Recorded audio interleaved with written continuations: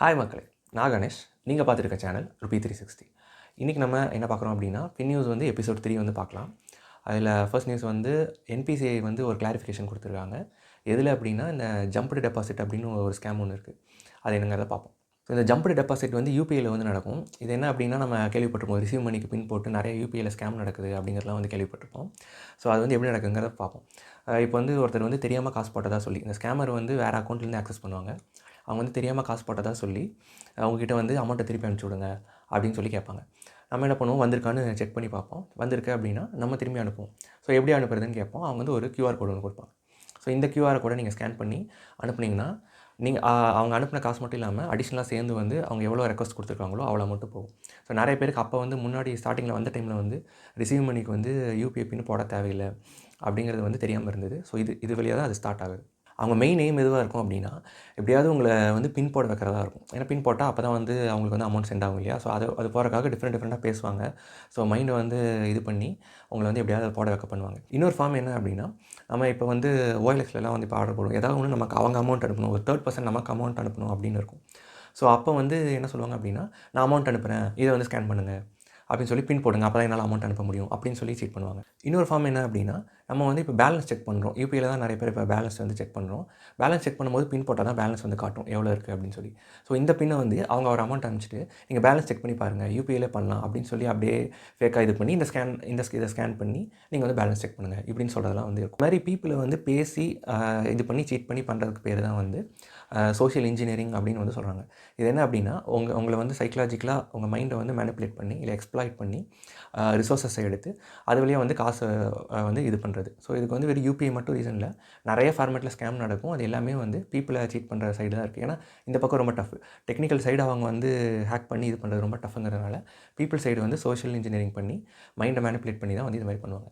இதை பண்ணுறதுக்கு பேசிக்காக என்ன இருக்கும் அப்படின்னா, உங்களை வந்து சீக்கிரம் டெசிஷன் எடுக்க சொல்லுவாங்க. நீங்கள் கொஞ்சம் யோசிச்சிட்டிங்க அப்படின்னா இது ஸ்கேம்னு தெரிஞ்சிடும். இல்லை யார்கிட்ட கேட்டுருவோம், இது என்ன ஏதுன்னு சொல்லி நம்ம கேட்டுருவோம். அதனால் உங்களுக்கு டைமே கொடுக்க மாட்டாங்க. நீங்கள் இமீடியட்டாக டெசிஷன் எடுக்கணும் அப்படிங்கிறத வந்து இது பண்ணுறதுக்கு உங்களை அர்ஜென்ட்டாக புஷ் பண்ணுவாங்க, உடனே சொல்லுங்கள் அப்படின்னு. இல்லை கன்ஃபியூஸ் பண்ணுவாங்க, டிஃப்ரெண்ட் இதெல்லாம் சொல்லி உங்களை வந்து கன்ஃபியூஸ் பண்ணுவாங்க.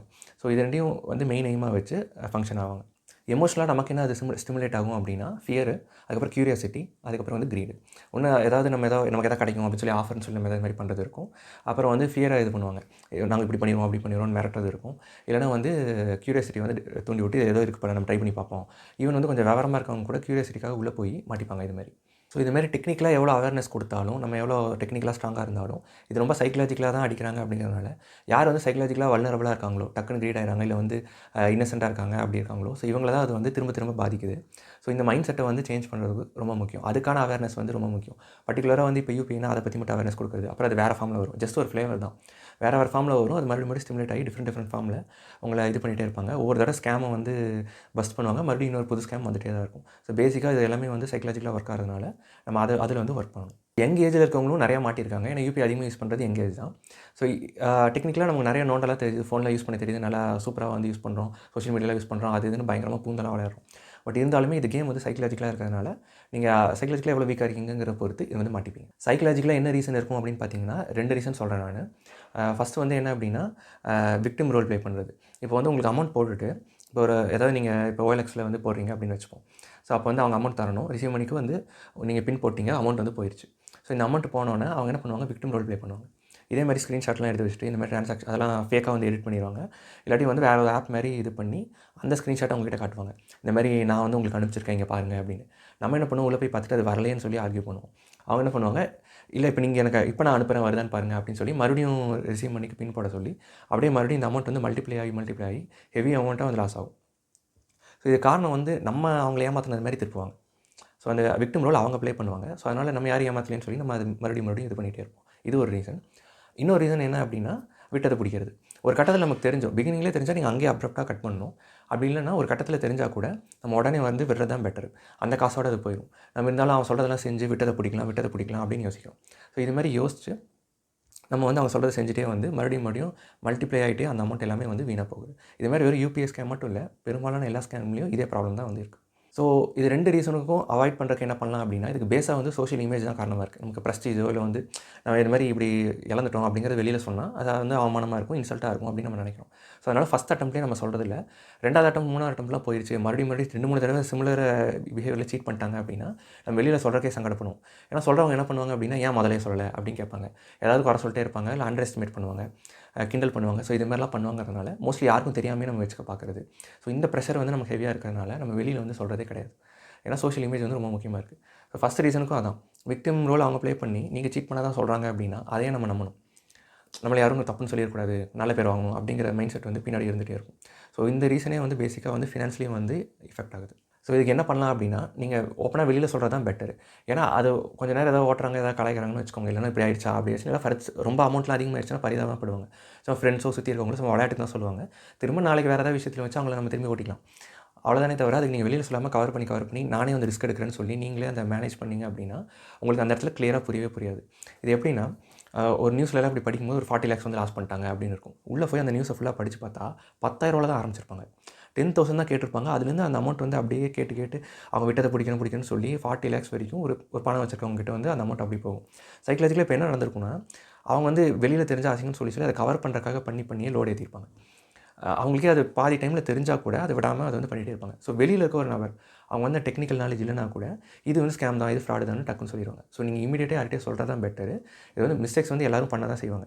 நீங்கள் நல்ல நாலேஜ் வச்சுருப்பீங்க, வேறு ஃபீல்டில் ஸ்கில்லாக இருப்பீங்க, ஈவன் ஐடியில் டெக்கில் கூட ஸ்கில்லாக இருக்கவங்களாம் ஏமாந்துருப்பாங்க. ஸோ அப்படிலாம் இருந்தால் கூட நீங்கள் உடனே ஏமாறக்கூடாது அப்படின்னு அவசியம் இல்லை. இப்போ யூபிஐலாம் நம்ம ட்ரான்சாக்ஷன் பண்ணுறோம், சிம் கார்டு எல்லாம் வச்சுருக்கோம். நமக்கு இதுக்கெல்லாம் மீனிங் தெரியுமா? யூபிஐ ஃபுல் ஃபார்ம் தெரியுமானா தெரியாது. ஆனால் அந்த ட்ரான்சாக்ஷன் நடக்குது தான். ஸோ மோஸ்ட் பீப்புளுக்கு இது தெரியாது தான். ஸோ எல்லாமே தெரிஞ்சுக்கணும் அப்படின்னு அவசியம் கிடையாது. உங்களுக்கு எது சர்வைவலுக்கு வேணுமோ அதை மட்டும் நீங்கள் தெரிஞ்சுக்கலாம். மித்த விஷயங்கள் ரொம்ப பேசிக்காக இருக்குது, இது கூட தெரியலையா அப்படிலாம் கேட்டால் நீங்கள் தெரிஞ்சுக்கணும்லாம் அவசியம் இல்லை. உங்களுக்கு எது முடியுதோ அதை நீங்கள் செய்யுங்க. ஓப்பனாக வெளியில் சொல்லிடுங்க, போனால் போகுது. ஸோ ரிசீவர் சைட்லேருந்து சொல்லணும் அப்படின்னா, உங்ககிட்ட யாராவது இந்த மாதிரி வந்து லாஸ் ஆயிடுச்சு அப்படின்னு வந்து சொல்கிறாங்கன்னா, நீங்கள் அதை நார்மலாக ஹேண்டில் பண்ணி இதெல்லாம் மாதிரி நடக்கிறதா, இட்ஸ் ஓகே, இதெல்லாம் நார்மல் தான், பார்த்துக்கலாம் அப்படின்னு சொல்கிறது தான் பெட்டராக இருக்கும். நீங்களும் சேர்ந்து போட்டு அவங்கள அடிச்சிங்க அப்படின்னா அவங்க இன்னும் அவாய்ட் பண்ணுவாங்க, யார்கிட்டையும் சொல்லாமல் தடுத்துட்டே இருப்பாங்க. அது வந்து ரொம்ப பெரிய லாஸ் ஆகி கடைசியில் டெத் வரைக்கும்லாம் போயிருக்கு இதுமாரி. ஸோ அதை வந்து கொஞ்சம் டேக் கேர் பண்ணிக்கோங்க. ஸோ இதுக்காக என்பிசிஐ என்ன கிளாரிஃபிகேஷன் கொடுத்தாங்க அப்படின்னா, யூபிஐ வந்து செக்யூர் பிளாட்ஃபார்ம் தான், அது வந்து சிம் கார்டில் ரெஜிஸ்டர் ஆகுது, அது மாதிரி டிவைஸ்லேயும் ரெஜிஸ்டர் ஆகுது. ஸோ ரிமோட்லேருந்துலாம் யாரும் ஆக்சஸ் பண்ணிட மாட்டாங்க அப்படிங்கிற சொல்லியிருக்காங்க. அதுக்கப்புறம் வந்து ஆப்புக்குள்ளே வந்தாலே வந்து அமௌண்ட் சென்ட் ஆயிரும் அப்படிங்கிற மாதிரிலாம் இருக்கிற ரூமர்ஸ்லாம் வந்து உடச்சிருக்காங்க. ஏன் அப்படின்னா, நீங்கள் உங்களுக்கு யாராவது ரெக்வஸ்ட் கொடுக்குறாங்க அப்படின்னா, நீங்கள் அந்த இடத்துல எந்த ஆப்பில் பண்ணுறீங்களோ அந்த தேர்ட் பார்ட்டி ஆப்பில் அந்த அப்ரூவ் ரெக்வஸ்ட் இருக்கும். அதுக்குள்ளே போய் தான் நீங்கள் வந்து பே கொடுத்து பின் போட்டால் தான் அது போகும். உள்ளே நீங்கள் ஆப்புக்குள்ளே போனாலே வந்து அப்படி பேமெண்ட்லாம் ஆயிடாது. அந்தளவுக்கு அந்த சிஸ்டம் செக்யூராக தான் இருக்குது. இன்னொன்று என்ன அப்படின்னா, பின் போடுறது, பேலன்ஸ் செக் பண்ணுறதுக்கு. நீங்கள் பேலன்ஸ் செக் பண்ணுறதுக்கு போடுற பின் வந்து அது தனி ட்ரான்சாக்ஷனாக கவுண்ட் ஆகும் அப்படிங்கிற எக்ஸ்ப்ளனேஷனும் கொடுத்துருக்காங்க. என்கிட்ட என்ன சொல்லலாம் அப்படின்னா, இந்த பேலன்ஸ் செக் பண்ணுறதுக்கு வேறு ஏதாவது ஃபார்மேட் பண்ணலாம், இல்லை வேறு பின் மாதிரி ஏதாவது வச்சுக்கலாம். ஏன் அப்படின்னு இது ரொம்ப கன்ஃபியூசிங்காக இருக்குது. நார்மலாக இருக்கவங்க எல்லாருமே வந்து நம்ம பின் போட்டு தான் பேலன்ஸ் செக் பண்ணுறோம். ஸோ நான் சும்மா பேலன்ஸ் செக் பண்ணுறேன் அப்படின்னு சொல்லி இந்த ஸ்கேன் பண்ணி செக் பண்ணுங்கன்னு ஏதாவது பேசி அந்த இடத்துல மாற்றிட்டாங்க, நம்ம ஏதாவது டென்ஷனில் இருக்கோம், அர்ஜென்ட்டில் இருக்கோம் டைமில் அது மாதிரி பண்ணிட்டாங்கன்னா நம்மளும் ஏமாறதுக்கு சான்சஸ் இருக்குது. ஸோ வந்து பேலன்ஸ் செக் பண்ணுறதுக்கு பின் போடணுமா, இல்லை வேறு ஏதாவது பின் மாதிரி வச்சுக்கலாங்கிற ஐடியா வந்து ஏதாவது இம்ப்ளிமெண்ட் பண்ணலாம். நெக்ஸ்ட் நியூஸ் வந்து ஆப்பிள் ஐஃபோன் இருக்கு இல்லையா, ஸோ அவங்க வந்து 2024 எக்ஸ்போர்ட்ஸ் வந்து 1,00,000 crore, அதாவது 1 trillion வந்து இந்தியன் ருப்பியில் வந்து அவ்வளோ தூரம் வந்து எக்ஸ்போர்ட் பண்ணியிருக்காங்கன்னு எஸ்டிமேட் பண்ணியிருக்காங்க. ஸோ டாலர் கணக்கில் பார்த்தீங்கன்னா $12.8 billion வந்து 2024 வந்து எக்ஸ்போர்ட்ஸ் வந்து பண்ணியிருக்காங்க. 2023 வந்து $9 billion வந்து எக்ஸ்போர்ட் பண்ணியிருக்காங்க.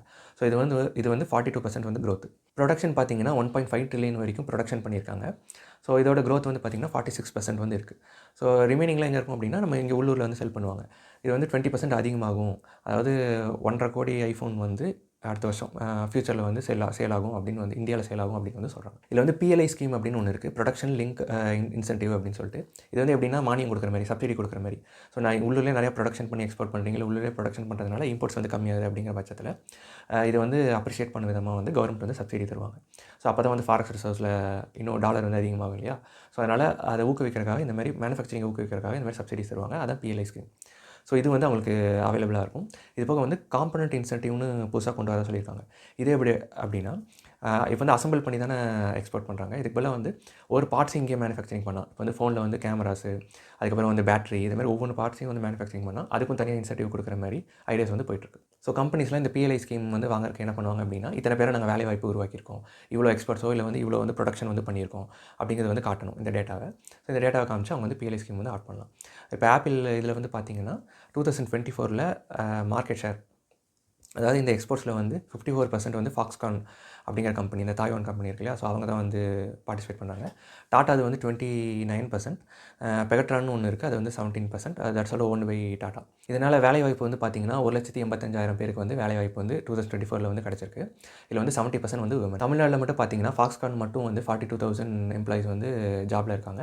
இல்லை 30,000 வந்து விமன். ஸோ இது மாதிரி சப்சிடிஸ்லாம் கொடுத்து இந்த ஊர்லேயே மேனுஃபேக்சரிங் பண்ணி எக்ஸ்போர்ட்ஸ் பண்ணுறது, அது மாதிரி இந்த ஊரோட நீட்ஸ்க்கு வந்து இங்கேயே வந்து கொடுக்குறது வந்து கொஞ்சம் பெட்டர் தான். அது ஃபாரெக்ஸ் ரிசர்வ் வந்து கொஞ்சம் பெட்டர் ஆகும். பட் அது வந்து எவ்வளோ தூரம் இம்ப்ளிமெண்ட் பண்ணுறாங்க, எவ்வளோ எஃபெக்டிவாக வந்து போய் சேருது அப்படிங்கிறத பொறுத்தும் இருக்குது.